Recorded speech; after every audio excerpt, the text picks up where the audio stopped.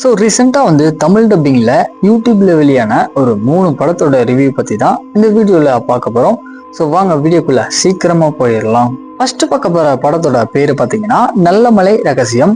ஆக்சுவலாக இந்த படத்தில் வந்துட்டு தமிழில் விஷால் நடிப்புட வெளியான வெடி படத்துல நடிச்ச வில்லன் தான் பாத்தீங்கன்னா இந்த படத்துல வந்துட்டு ஹீரோவா நடிச்சிருக்காரு. சோ அந்த கேரக்டரோட ஆக்டிங் வந்துட்டு புதுசா பார்க்கணும் அப்படின்னா இந்த படத்தை வேணா ஒன் டைம் ட்ரை பண்ணி பாருங்க.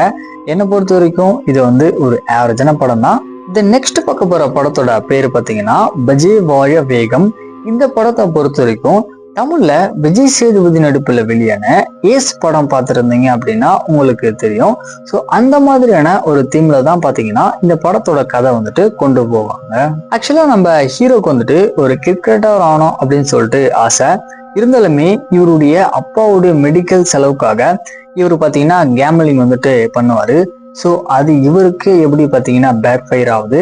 கடைசியா என்னாச்சு அப்படின்றதான் இந்த படத்துல வந்துட்டு சொல்லியிருப்பாங்க. ஆக்சுவலா இந்த படம் பாத்தீங்கன்னா ஒன் டைம் ட்ரை பண்ணி பாருங்க. ஒரு அருமையான படம் தான்.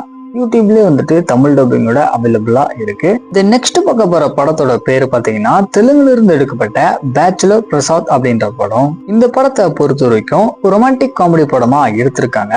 சரி, சிம்பிளான கதை என்ன அப்படின்னா படத்துல வர நம்ம ஹீரோ ஃபாரின்ல பாத்தீங்கன்னா ஒர்க் பண்ணிக்கிட்டு இருப்பாரு.